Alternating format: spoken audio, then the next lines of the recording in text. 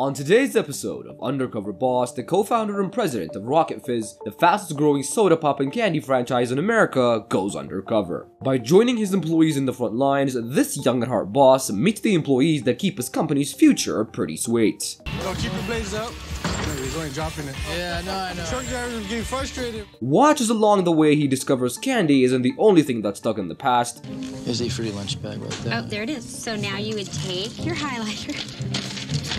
Gosh, this is crazy. And what will happen when this boss can't keep up and fizzles out? How much soda here? No, you just gotta be fast. You gotta be on it. You gotta be on it, man. I can't believe how fast that goes. Tune in to find out on today's Undercover Boss. Based in California, Rocket Fizz is the largest candy and soda pop franchise in America, selling thousands of candy varieties and hundreds of soda pop flavors. This company reconnects people with the treats that made their childhood sweet, and guiding this ship to greater heights is the co-founder and president of the company, Robert Powles. And I'm the co-founder and president of the Rocket Fizz Soda Pop and Candy Shops. Rocket Fizz specializes in old-fashioned and hard-to-find candy that reminds people of their childhood. They also sell more than 500 types of sodas, with flavors ranging from bacon to key lime pie. They also do celebrity-printed sodas, which are also very popular. In 2006, Robert went on a road trip with his friend Ryan, and that's when he came up with the idea to open their own soda pop and candy shop, but they didn't have the money and they got rejected by 13 banks. They also went to Asia and started importing and selling fake dog poop, which became very popular and got the money that they needed to open their first store. Now, Rocket Fizz bottles 240,000 soda bottles a month, and they have 48 stores in 18 states, and they also employ 1,000 people and gather a revenue of $35 million a year. Robert is very ambitious and wants to have 1,000 stores and expand worldwide, and to achieve his dreams he works 80 to 100 hours a week, and on his free time he spends it by going outdoors to nature.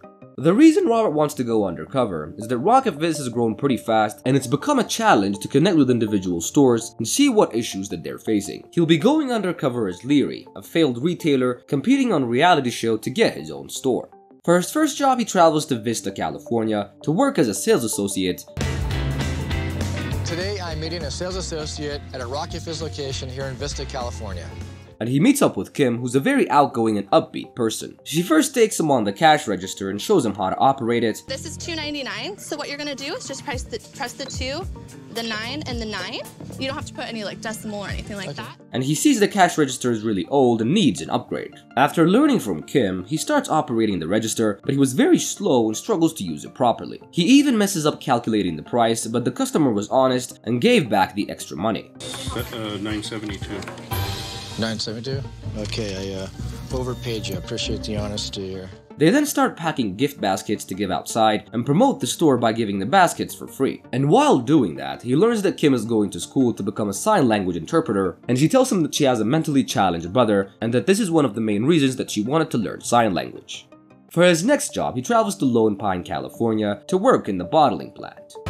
Today, I'm at the Rocket Fizz bottling plant near Lone Pine, California. I'll be working with our Rocket Fizz bottling operations manager. He meets up with the manager, Ben, and he takes him on a tour and shows him how the machine works. He then teaches him how to load up the empty bottles. Alright, so you gotta do just give it a quick boom. Okay. Take it up. See, and just make sure they don't fall. Next thing. But when Robert tries to do it, he messes up and his bottles fall on the escalator. He then moves up to the packing area and follows Ben's lead, but this time he was too slow and the bottles start packing up and stacking, and this leads some of the bottles falling and breaking on the ground, and Ben was forced to shut off the bottling machine. Oh. Can you stop? I broke some boxes. Hey, you're jammed. On their break, he learns that Ben even works on free days because the company is ordering more than the machine can produce, and he also learns that he has 2 kids and that he works very hard to support his family. For his next job, he travels to Tampa, Florida to work with a franchise owner. I'm the Rocket Fizz in Tampa, Florida. Today, I'll be working with franchise owner Mary Ann. And he meets up with Mary Ann, and after giving him a tour, she teaches him how to check inventory and record all of the incoming products. We ordered is in here, and then we put a price on it, and we actually will price things with a pricing gun.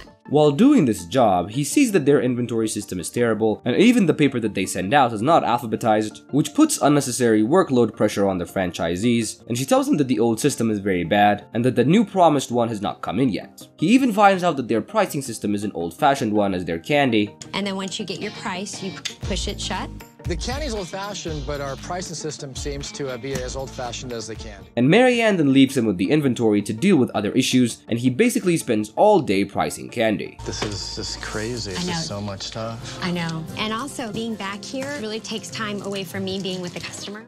For his last job, he travels to Camarillo, California to work in the Rocket Fizz warehouse. I'm here today in Camarillo, California at the Rocket Fizz warehouse where we chip out our taffy bins, all of the wood that we use in our stores. He meets up with Daniel and he teaches him how to stack boxes, and Robert hasn't done this kind of physical labor for a long time, so he gets tired pretty fast and sweats a lot. Halfway, it doesn't sound too good. I was not sweating bullets, I was sweating hand grenades. I was getting my butt handed to me. Mission complete. Daniel then teaches him how to drive a forklift, but when Robert tries to use it, he struggles to control it, and the truck driver waiting for them was getting frustrated. Truck drivers are getting frustrated. We're here all day. Lee, wow, he's a disaster.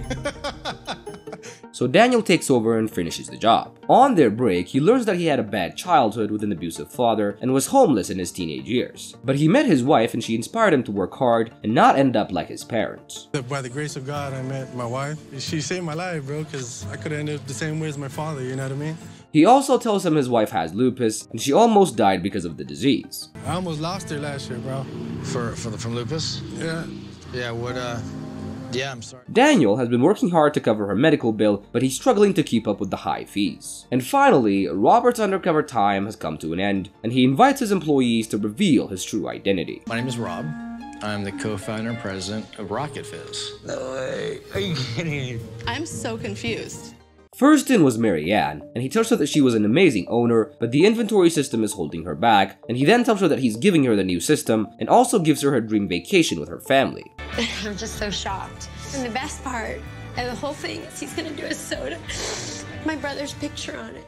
Next in was Ben, and he tells him that he was a great worker, and tells him that they'll be adding new machines so that they won't struggle to keep up with the orders. He then tells him that he has to set up a college fund for his kids, and then gives him $20,000 to help him out.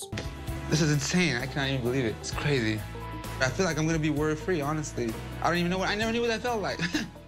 And after that was Kim, and he asks her to rate his performance and she gives him a 6, and he then tells her that he's ordered for the cash register to be upgraded so she won't have to deal with the old one, and then offers to pay $20,000 for her school tuition, and when she finishes school, he tells her that he'll be getting her own franchise. Well, at first I just loved my job, but now Rocket Fizz has literally made it so I can pursue my dreams, which I didn't think was gonna happen.